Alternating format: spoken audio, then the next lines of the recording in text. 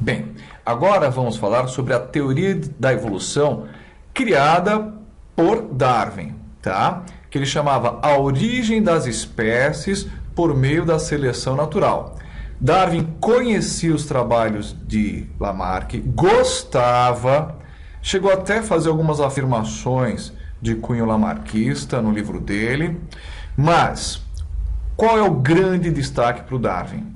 Ele é o descobridor da seleção natural. Seleção natural é um fenômeno observado na natureza, tá? Ele não é uma hipótese, não é um conjunto de ideias, como no caso Lamarck. Eu nem gosto de chamar as ideias de Lamarck como sendo teoria. Seria teoria no conceito popular, uma opinião, uma sugestão. Em ciência não passaria de uma hipótese não confirmada, tá? Agora, com relação ao Darwin, sim, vou chamar de teoria. Por quê?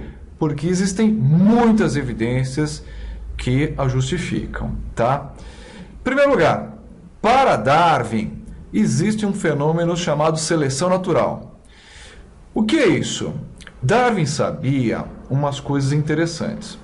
Que nasciam filhotes demais, descendentes demais. Então, como você tem muitos descendentes nascendo, como é que o planeta Terra ia sustentar tudo isso? Imagine só, geração em geração. Ele leu um trabalho do Thomas Malthus, que dizia o seguinte: olha, a população humana ao longo do tempo tem um crescimento em progressão geométrica. Então essa é a população humana, humana. Porém, a produção de alimentos não acompanha isso, vai crescer em progressão aritmética. Então isso aqui é o crescimento do quê? Da produção de alimentos. Aí o que o Malthus dizia? Olha, não tem comida para todo mundo. Fatalmente, depois desse ponto, nós vamos ter o quê? Conflitos, fome, barateamento do preço do trabalho, tá? Conflitos sociais, doenças, até mesmo guerras. Tá? Darwin, além desse trabalho, teve uma ideia. O que acontece com a humanidade acontece também com quem? Com os animais e as plantas.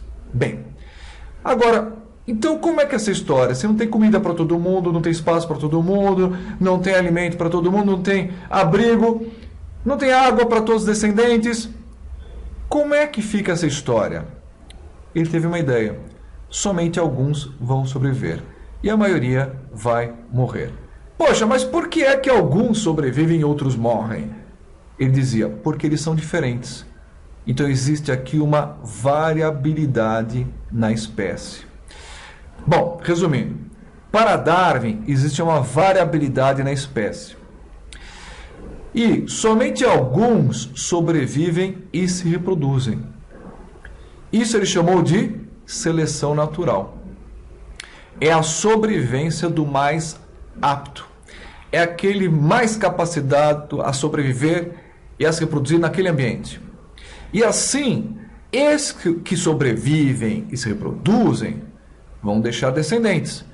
E a próxima geração é mais adaptada. Então, para Darwin, a espécie ia se modificando de geração em geração, de geração em geração. E é um processo que não termina.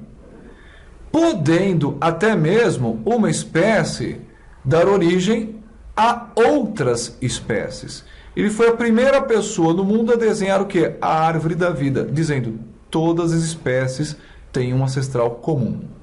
Revisando, Darwin descobriu que os indivíduos são diferentes na mesma espécie e ocorre uma seleção natural.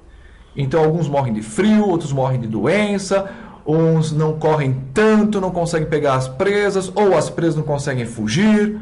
Essa é a ideia, tá?